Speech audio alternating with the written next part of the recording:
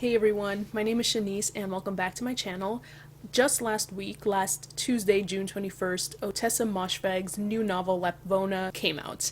And in preparation of this new release, I thought it would be a good idea to read all of Moshfegh's novels, including one novella, throughout the month of June, and that's exactly what I did. So I read McGlue, I read Eileen, I read My Year of Rest and Relaxation, Death in Her Hands, and of course, Lapvona. And I did read them all in publication order just so I can see how Moshfegh's writing progressed, how her themes progressed. I thought that would be the best way to do it. And so in this video, I will be reviewing all of those books and the one novella very honestly, so I may upset some hardcore Moshfegh fans, but I think we're all grown. We can deal with, someone maybe not loving a favorite author's books. So yeah, I do not want to extend the length of this video any more than I usually do, so I'm just gonna dive right in. McGlue is Ottessa Moshfegh's first published work, and it was published in 2014. It is set in 1851 and is about a man named McGlue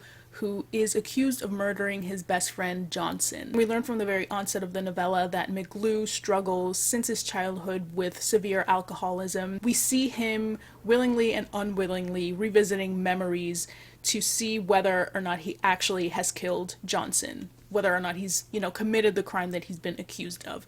And because he's struggling with alcoholism, he becomes a very unreliable narrator. His entire point of view is unreliable, and the prose is figuratively but also literally quite intoxicating. It's like we're watching his mind unspool on the pages. It's only 145 pages, which I'm glad about because ultimately I gave it 2 stars. I think the great takeaway of the book is Moshfegh's very beautiful prose. Like I said, it has this intoxicating flavor to it. It's very quick, rapid, and it has a lot of unique turns of phrase and ones that I thought really stood out. There's one where McGlue looks into a mirror and he describes his reflection as a hungry, long-bearded squirrel. There's a passage early on where McGlue also describes his brain on alcohol as like hot snake brains that are slithering about, and I loved that entire metaphor. I thought it was very apt and just like beautifully written too. I read somewhere that Moshfegh, when she was writing this, she felt almost possessed by the character, and it reads that way. Like I said, it's all reflected within this like very fast-paced, intentional prose, and I think it really sets up her style, her dark, very morbid themes that she will inevitably explore in her other novels. What I didn't love about this book is pretty much everything else. I didn't care for McGlue or his predicament. I really don't care about 1851 as a setting and the required, bigoted language that is what people used in 1851. And I just overall felt extremely detached from the story. I just kind of was along for the ride, but hoping that the ride would end very quickly because, I wasn't caring for it very much. And if I were to describe this to someone, I'd say it's like the movie Memento meets the short story Billy Budd. And I do appreciate ultimately, how much Moshfegh commits to these rather horrible, cruel characters. I think that's something that she really has a grasp on, and she doesn't shy away from like portraying like quite gruesome, quote-unquote unlikable people. So I think that's definitely a strength of hers and this novella, even though overall I wouldn't necessarily recommend it. I think if you're a completist like me, and you just want to read everything that Moshfegh has written, then by all means go ahead.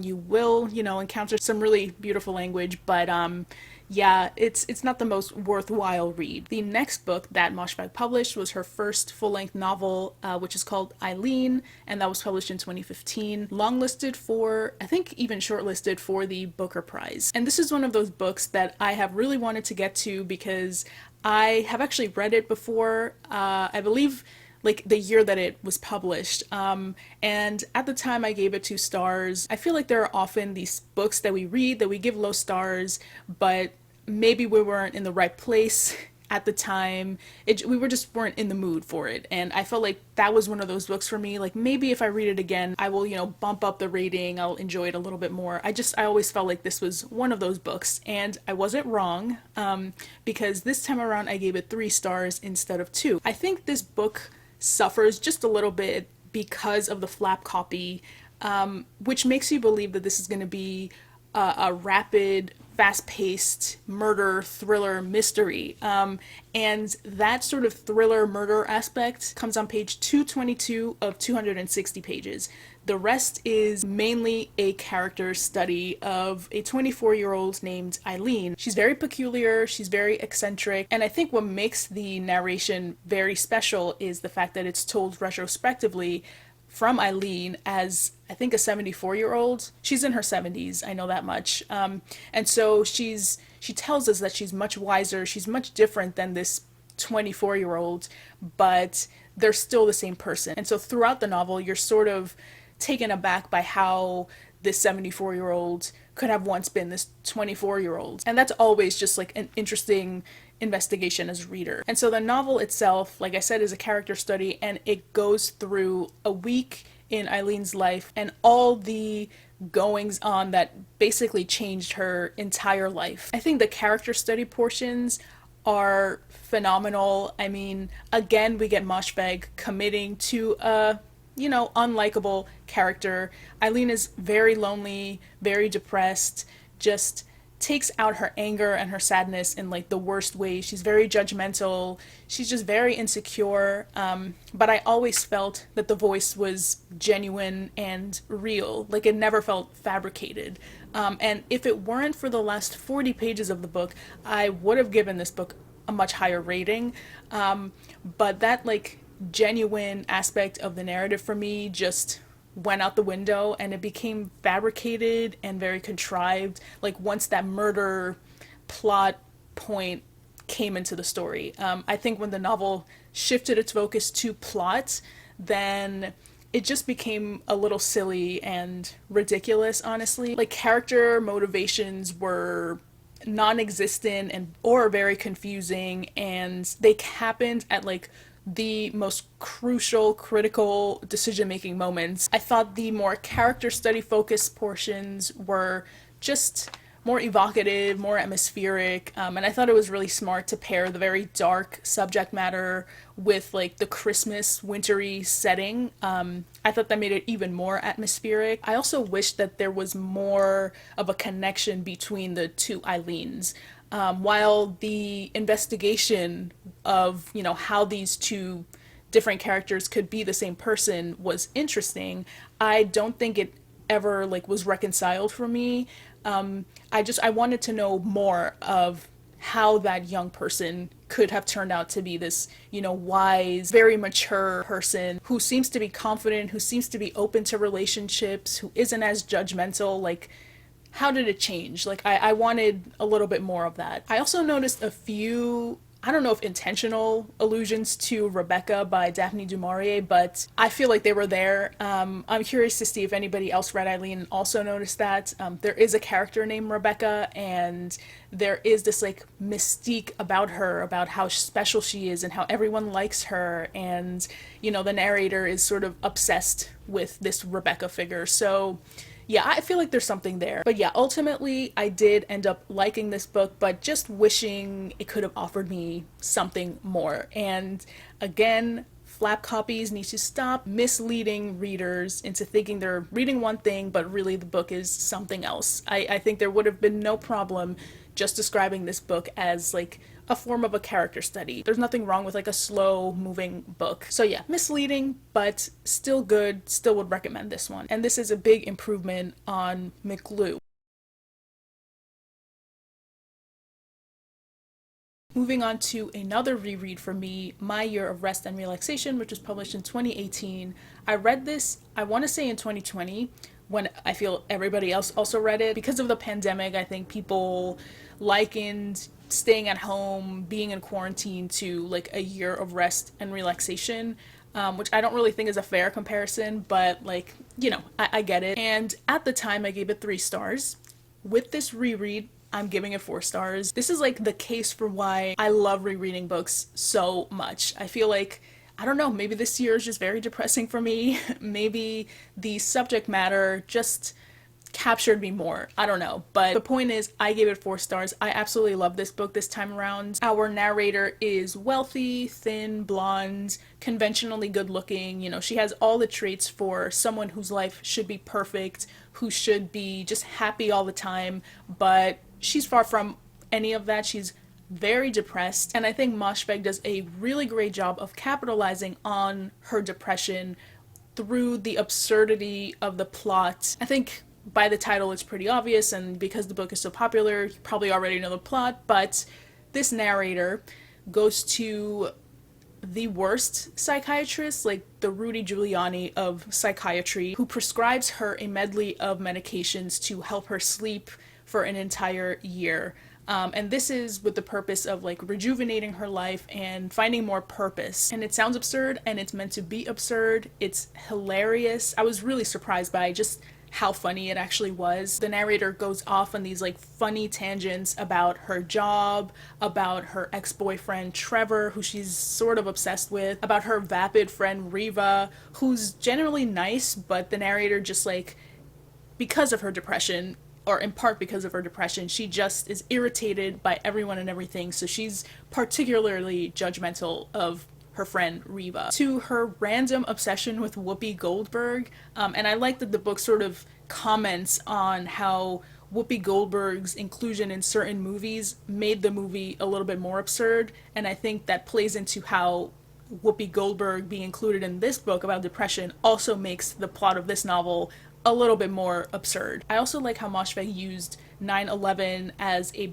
backdrop, not the centerpiece of the story. I think, you know, it was always in the back of our minds when we were reading this that some of these characters would be affected by 9/11, but they didn't know it yet, but we did. So yeah, it just added this other level of suspense. I think for me, around like the 3/4 mark, the creativity and the originality started like winding down just a little bit. I felt like the gimmick of the narrator, you know, taking these medications, falling asleep, and then checking in every once in a while to get food and all of that, you know, it became just very repetitive. There wasn't much that Moshfegh could write about because the narrator was asleep for most of the time, and so it just got a little bit tedious by the end, and it started to feel more like a gimmick and less like an inspired plot piece. But overall, I just really, really love this book this time around. I think it's like the epitome of what happens when you repress yourself emotionally. You just bury everything all the way down. It also, I think, has really good commentary on how the media and storytelling affects us. It destroys us, but it also rejuvenates us. I think there's something like interesting happening with that discussion in the book too. But yeah, overall, really, really loved it. Gave it 4 stars. Next in publication order is Death in Her Hands, which was published in 2020. And sadly, this was a miss for me. I gave this 1 star, and honestly, I only finished it because I was making this video and I wanted to actually read all of her novels, but I would have DNF'd it otherwise. So this book, the concept is good. It starts off pretty good. So we have this elderly woman who goes by the name of Vesta, who is walking with her dog Charlie in the woods, just taking her regular morning stroll, and she finds this note on the ground that says something along the lines of, her name was Magda, I didn't kill her, I don't know who did, this is her body. But there is no body anywhere in the woods that she can see that would like explain how this note wound up there. And like I said, that's great. Great concept, great beginning. While you think the book is going to be about, you know, finding out what led to this letter, who wrote this letter, who is Magda, it's more about Vesta sort of thinking about all these things and making up stories to explain who was Magda and answer all these questions. It felt like a brainstorm of murder mystery ideas instead of like an actually focused murder mystery itself. And it went nowhere, honestly. It was entirely a stream of consciousness from Vesta, just going to the library, finding out what what are the top tips for murder mystery writers, coming up with her own character sketches of who she thinks Magda was, of who she thinks the killer was. And it's like, who cares? I get that this is sort of a formal experiment on murder mysteries. It's how storytelling can help us and destroy us, how we use it in our daily lives without even knowing that we're writers. I think it was talking about, the utility of fiction, but it was so boring, just so uneventful, so tedious. I hated practically every second of this. It almost felt like a bad imitation of an Ottessa Moshfegh book. I couldn't believe when I was reading this that Moshfegh would write this. Like, who allowed this to be published? It's crazy. And the ending seems like tacked on and rushed and vague, almost in the sense that like Moshfegh didn't know what to do, so she just like made it vague and called it a day. Like, she's glad she doesn't have to write this book anymore. That's like how it felt by the end. And I was glad that it was over, but man, this was just not good. I didn't find it mysterious at all. I didn't really find it compelling beyond the concept, like I said. Yeah, just a huge disappointment. So I gave this 1 star, a very generous 1 star. Again, I would have DNF'd it if it wasn't for making this video. And then finally, the book that started this video published last week on Tuesday, June 21st, and that is Lapvona, I'm not entirely sure. And honestly, up till like yesterday, I've always pronounced it Lapnova. There's a lot of talk about how this book is very different from Moshfegh's previous works, and I would agree to some extent. For starters, it's set in a fictional medieval town named Lapvona, and we follow an entire year in the lives of many of its citizens. It's told through this omniscient third-person narrator, and we switch from perspectives of a wide array of characters, from very impoverished people like Jude and his son Marek, to the very wealthy, the very rich, like the lord/mayor of the town, William. We also get perspectives from William's female servants. We also get perspectives from a nun and from a priest. We also get the perspective from a woman in the town who is sort of seen by some to be a witch. She works with herbs and medicines, and she cares for the kids in the town. She's basically breastfed all of them. So yeah, we just get a perspective from like everyone from different walks of life, but they're all citizens of this one town. I would call it like a parable. It's told in this fairy tale and fable-esque way, but it is definitely a Moshfegh book because it is just as cruel, just as grotesque, just as gross as all her other works. I think one of the great strengths of the novel is its voice. Like I said, it's an omniscient third-person narrator. It almost comes across like it was written by a god or by some deity that's overlooking everyone in the town, which makes sense because religion and faith is another one of the book's strengths to me. This book is definitely critical of religion, how religion is often used to exploit the poor and the needy, of how it almost makes the poor and needy feel like their lot in life is justified or acceptable. They almost accept their condition because, oh, God loves them because they are poor, they don't have anything, they don't have food, and therefore they're more valuable and more worthy of love and kindness. The book also talks about how religion, in a way, like sexualizes or at least romanticizes struggle and suffering, of how the faces of religion, like the priests in the book, whose name is Barnabas, not very subtle, but the book shows us how these religious figures, the faces of religion, if you will, are often like the most vile, corrupt, hypocritical, judgmental people, and the most ignorant and like unlearned in religion. They haven't really studied the religious texts, they don't really know what they're talking about, but they have the power, and so they're the ones who get to judge other people. And the book also talks about how like religion has historically been a tool for oppression. I'm someone who, is a-religious. I don't believe in God or any of that. So I do think about these things often. So I did really like how this book was, in conversation with these really big, important, controversial themes. I think one aspect that really stands out for me is how the novel really lets us see how religion is created and shaped. So most of the time, religious truths or, some dogmatic truth is created mainly due to a misinterpretation of reality. There's always something more logical and less like fabulous that explains something that happened in the story that maybe somebody else, like the priest, will interpret one way and declare that the truth, but it's very far from the truth. And we see this in what happens to the nun character near the end. I'm not going to spoil anything, but the priest and William, who, like I said, is the lord slash mayor of Lapvona, they interpret what happens to the nun in a very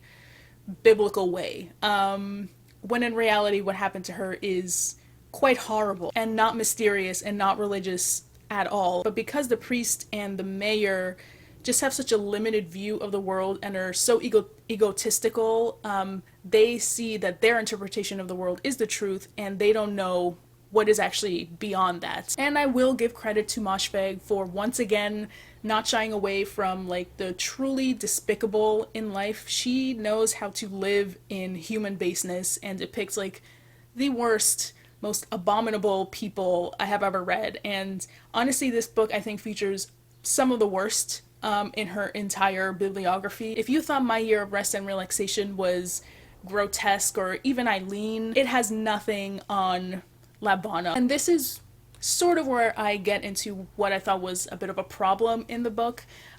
So yes, I appreciate that she's committed to, showing this other side of humanity that's very depraved.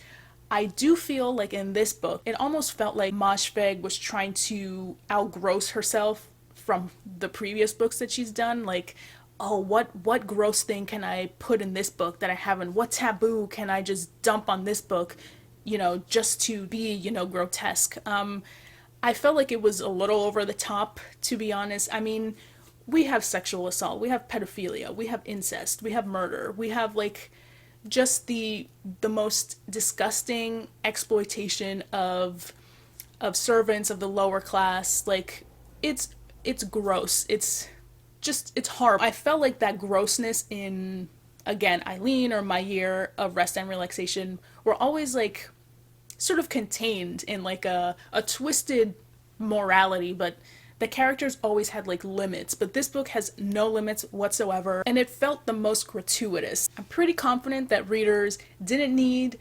1,000 examples of servants being mistreated to know that the poor suffer in life. It's like the criticism sometimes that A Little Life gets, A Little Life by Hanya Yanagihara, how people call it like trauma porn. Like, we didn't need that character to suffer so much to know that his life was unfair. We would have gotten it if you gave us 2 examples and not like 100. And I would say what is the same in this book. It's like, it's a little too much. Like, press the brakes, Moshfegh. And something else that just didn't sit right with me in my entire reading of this. So there's this character, Marek, who, like I said, I think I mentioned in the beginning, is the son of a shepherd named Jude. Marek is disabled, and it's obvious that Moshfegh, was intentionally using Marek to further complicate the discussion of religion. Through Marek, we do see how religion often justifies, and I know that's horrible to say, but it is true, it often justifies disability. And we also see how maybe disabled people who are faithful, who have grown up with these twisted and horrible ideas of their own disability, will see themselves. So we do get a lot of that through Marek, through his father, through people judging Marek and all of that. But it sort of started to feel like the narrative was reinforcing stereotypes or doubling down on the idea that all disabled people hate themselves and feel horrible and never have a moment of happiness and are always suffering, you know, like I'd be very cautious to recommend a book like this to really anybody. It was very tough to read about how people viewed Marek and how he viewed himself. I don't know if it was entirely necessary to use his character that way. I would have wished like he had a bit more of an opportunity to live outside of that stereotype. So ultimately, I gave this 3.5 stars. I think the writing and the themes really carried this one for me.